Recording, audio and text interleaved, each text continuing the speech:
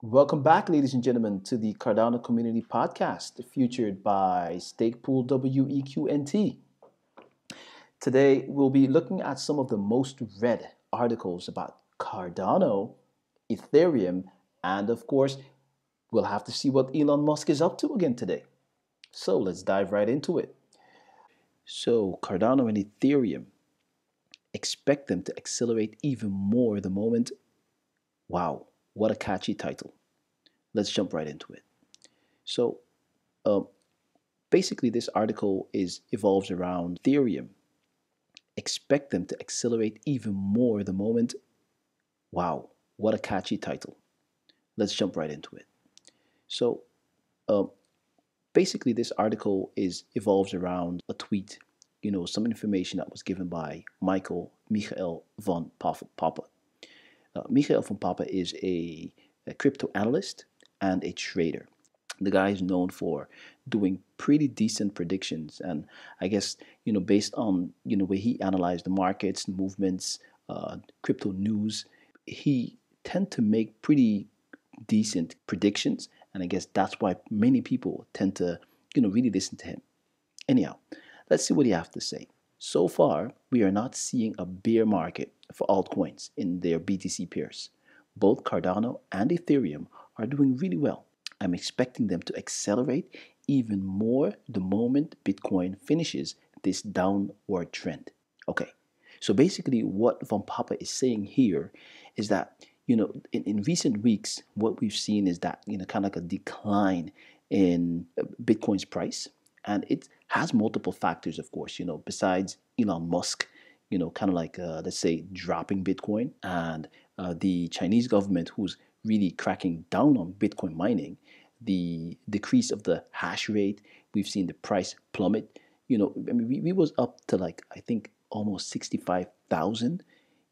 Just barely 3 weeks ago, and today we're at what 35,000. So I think we lost somewhere around like 60% or something like that, right, of the value. And of course, this had many effect on the crypto market at large. But what he's saying here is that based on his analysis, Cardano and Ethereum will see a massive upward trend the moment Bitcoin breaks down that downtrend. So the analyst said here, Cardano is still fine here and eager for continuation towards new heights as the critical level are holding up for support. Basically, in line with what I just said, the moment BTC breaks that downward trend, we will see an increase of the ADA price. So he went on to say about Ethereum. Ethereum looks better than Bitcoin at this stage as it's holding up support here. In the meantime, the BTC pair crawls to the heights. Therefore, if resistance break on ETH at 2,700 USD, I'm expecting $3,400 next. I mean, it won't be an instance, but this is something that will be in the coming weeks after, we've seen Bitcoin break that downward trend. All right, on to the next article. How is Cardano taking a different approach than Ethereum? Besides Cardano being a proof of stake based on a proof of stake consensus algorithm and Ethereum proof of work, there are really fundamental differences in the way both projects approach their development. First of all, Cardano's development is based on scientific principles. I mean, best practice scientific principles.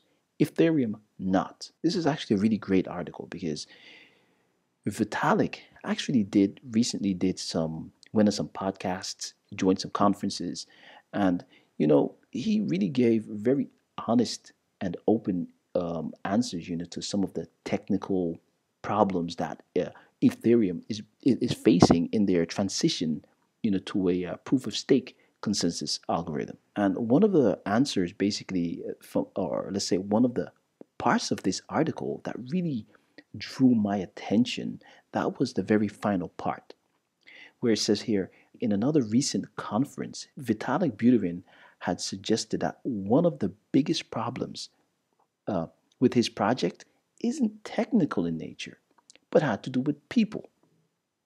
So he said here, there is a big possibility that the way the Ethereum ecosystem approaches its problem is totally wrong, and we learn from other ecosystems with other principles that do well. When I read this, it kind of bring me to mind of, okay, wait a second, they went from they're trying to go from a proof of work to proof of stake, where Cardano, was from the ground, built from the ground up, the very first moment, to be a proof of stake blockchain. Now, what I strongly believe here is what he's actually saying is that, hey, listen, Cardano have done this. They have shown that they have actually shown us the way how to approach developing a blockchain. And we actually want to try and see if we can mimic their approach. They have proven to actually build a successful blockchain, and their tech is actually proven to be much better than ours. Obviously, our ecosystem is much larger because we have kind of like, let's say, first mover advantage. But if you really want to move forward and transition to a much superior, let's say, blockchain, then you have to look at your competitors. You have to look at, hey, how have they actually developed theirs? What have they done? What type of principles have they applied? And I think that's basically what he's saying here. I mean, think about it. Quick check. I remember about a year and a half, a year and a half or two ago, I think Cardano started to apply quick check, when they're coding, and then runtime verification. I don't believe that Ethereum Vitalik was first to work with runtime verification in auditing their code, or even developing whatever other platforms for them, protocols, right? It was actually Cardano who started working with runtime verification, and then after, you see, hey, the Ethereum Foundation approached runtime verification to do certain checks for them as well. So here, when I hear this, when I read this, it kind of brings back those memories, on those articles that I've read in the past. So what he's basically saying here is that, hey guys, listen, there is a big possibility that the way the Ethereum ecosystem approaches its problem is totally wrong, and we learn from other ecosystems with other principles that do well. Meaning Cardano. I'm 100% convinced that he's referring to Cardano. All right, on to the next. Oh, by the way, guys, if you want to support us, please, if you like our content, of course, please subscribe to our channel. And if you would like to support us, please delegate, to our stake pool. That's WEQNT. We are the only Cardano stake pool in the whole ecosystem that supplies solar-powered lighting bulbs to people living in Africa. That's our phase one. Phase two will be drilling water wells for the same communities as well. And then beyond that, we'll also be providing solar lighting in the Caribbean. So please, if you'd like to support us, consider delegating to our stake pool. We even have a website if you'd like to learn more about our mission, who we are, and also our motivation, so our charity projects. All of this information, including, of course, hey, our pool configuration, a little bit about our brands, because we have multiple brands as well. Hey, have a look at our website. Thank you very much. Okay, so let's move on to the next article. Cardano is smashing impressive records. Should Ethereum's Vitalik Buterin be worried? That's actually a very good question. Honestly speaking, I think he should. And I think this article kind of like it outlines why Vitalik should be worried. So let's dive into it. Okay, so Cardano appears to be one of the younger cryptocurrencies with the most potential, giving its developers plans for the future. But the asset had already moved in leaps and bounds this year, also boasting remarkable strength amid the crypto dip observed last month. Remember, while the markets went down, Cardano showed impressive resistance, to the downward trends. There were even certain moments when the price of ETH accelerated opposite to what the rest of the markets was doing. The developers recently announced the rollout of the Alonso testnet alongside a roadmap for the continued improvement with the highly anticipated smart contract capability, soon to be a prominent feature. So the thing is here, right? Ethereum and Binance, right? They kind of dominate the whole DeFi, ecosystem, and Cardano is not there yet, because we have not yet deployed any smart contracts on mainnet. The team has been working with their smart contract platform, Plutus and Marlow, for over the past 2 to 3 years, right? So they've had sufficient time to really develop and perfect it. Again, remember, everything they do is based on scientific principles, right? So anyhow, the question is, with Cardano smashing impressive records, should Ethereum's Vitalik Buterin be worried? We have high net worth individuals, picking on this, starting to join the ADA family. We have institutional investors starting to join. We have many other projects, have already who are currently on the Ethereum blockchain made public announcements that they will be leaving the Ethereum ecosystem and joining the Cardanos as soon as smart contracts have been deployed on mainnet. So I do believe that Cardano will take a. I'm not sure if they will take a big chunk, of that market share, but I do believe that Ethereum will see lots and lots of projects that are currently on their network move over to Cardano's network. So as I mentioned, a lot of these applications, a lot of these services um, have already publicly announced that they will be moving over to Cardano. Some of them have actually moved to other blockchains, but there are a lot of them have already made known that they're going to be moving to Cardano's blockchain. And one of the reasons, of course, is Ethereum cannot scale. It's slower, much slower, much slower. Secondly, it's the burden of the high fees. I mean, come on, think about it. Just recently, just to conduct one transaction on the Ethereum network, I mean, you have to pay somewhere like $40. And I think there were even cases or moments when the gas price, went up to close to 100 US dollars per transaction. That's insane. You can't build a business on that, if you have to be paying that amount of cash, to just conduct one or two transactions. That's ridiculous. Anyhow, one of the things it is very important to note when it comes to the Cardano development is that for each new phase, right? Remember last year, the end of July, Shelly was launched, and Shelly was launched successfully. To date, we've had very minor issues. Then, of course, we had the hard fork combinator, deployed on mainnet, right, without an issue. This is something that basically Ethereum and other blockchains cannot do. They don't have the capabilities. So the question is, should Ethereum's Vitalik Buterin be worried? Yes. If they're unable to solve their layer 2 problem in 2021, right, before Cardano can actually launch Gogan later on this year, then they should definitely be worried. The thing is, there are lots of projects that have already expressed moving from Ethereum, to Cardano, and of course to other blockchains. And for various reasons. Some of them have said, hey, it's just not scalable. Others have said the Ethereum network is just too expensive.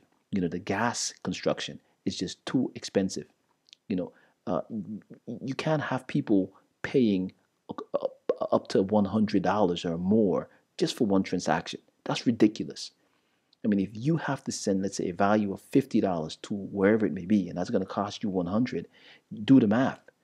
Where in Cardano's ecosystem, the price will just be a fraction of that. All right, on to the next. Elon Musk. Oh my man, Elon Musk is just, he is just making the news all the time. And of course, as just a couple of weeks back, he was so positive about Bitcoin. His company bought 1.5 billion worth of Bitcoins, right? And then a couple of weeks later, he said, "Hey, hold on a second. This is actually not a good idea because, it's not energy efficient. The amount of, I mean, the amount of energy that is required to mine one Bitcoin is just too much. But it doesn't, it's not aligned with our business ethos. So he decided actually to put that tweet out. It's he also decided, okay, we're not going to be accepting any Bitcoin for our goods and services. Now, this obviously had a huge effect, on the price. We've seen from the moment that tweet went out, we've seen just, the price plummet. People just, lost many of their investments. But the thing is, what I do believe is that Elon Musk is very smart. He's an entrepreneur, right? So what happened is, the moment he put those tweets out and noticed that, hey, wait a second, lots of people are kind of like dumping their, kind of like, let's say, panic selling their Bitcoins. And if the price is actually dropping below the current value, per Bitcoin, then hey, I might as well buy them, right? So the question is, who's benefiting from all of this? It's only one person, Elon Musk. Anyhow, after his, let's say, affair with Bitcoin, he kind of like, stepped into Dogecoin, right? And he was all lyric, about this, all enthusiastic about this and stuff, and started tweeting, talking about it, and basically shilling, the Dogecoin. We saw the Dogecoin went up like to really, really beautiful heights, right? Lots of people have made huge, huge amount of money just because of his endorsement of the project. And then later on, he kind of drops it, he dumps it, and now he seems to find another, let's say, victim, and so he says, Elon Musk has caused the price of CUMRocket to shoot up by nearly 400% in just 10 minutes after he tweeted a series of emojis that appeared to reference the adult theme cryptocurrency. The alternative crypto, which describes itself as the leading 18 plus NFT platform for adult creators, rose from 6 cents USD cent to 28 on Saturday. The use of the splash and rocket emoji is commonly used by CumRocket's fan online, while the inclusion of a moon emoji signified that its price was heading to the moon. Mr. Musk's latest post on Twitter follows a similar cryptic message on Friday, in which he simply wrote Canada, USA, Mexico, CUM. The acronym here.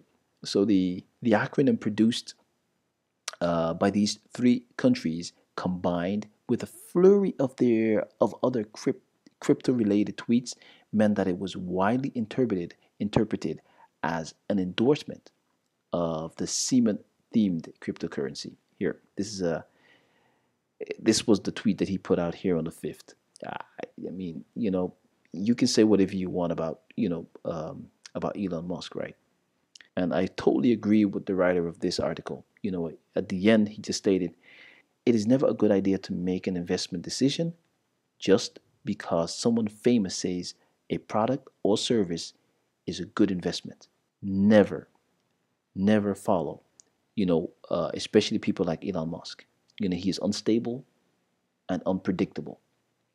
Never make an investment decision based solely on a celebrity endorsement or other information you receive through social media, investment newsletter, online advertisement, email investment research, website, internet, chat rooms, direct mail, newspapers, magazines, television, or radio. Basically, what they're saying here is, you know what? Do your own research. Do not follow people like Elon Musk. Do not follow anyone, like, let's say, myself or whoever else, but really do your research.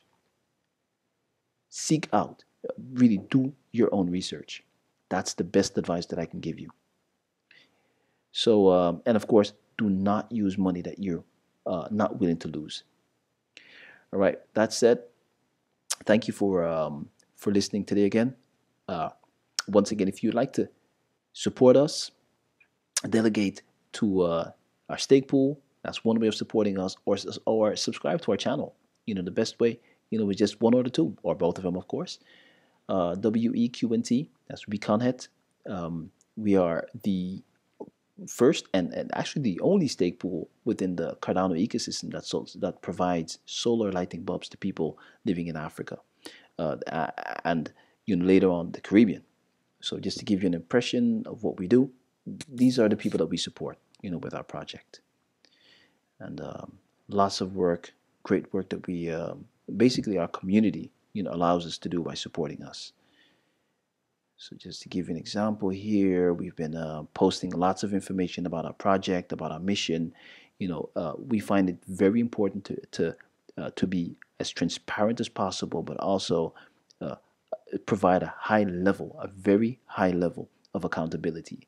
So whenever we distribute bulbs, that information has been relayed back to you, so that hey, wow, these are the people, these are the beneficiaries of the bulbs that we provide. It's extremely important that we do that. We find that also important to share with you, because if people are supporting us, it's also important that those people can share in that joy as well. So again, if you'd like to support us, please delegate to Stakepool WEQNT, or you can also visit our website. We have loads of information on there about our project, who we are, the motivation behind of what we do. You'll find just simple information about Cardano, our pool configuration, the different brands that we have out there. And if you'd like to reach out, you can reach out to us. You can also do that directly via our website, or of course you can join us on Twitter or follow on Telegram. Basically, via the website you'll find lots and lots of information. But as I said, if you'd like to support us, please delegate to WEQNT. Thank you very much.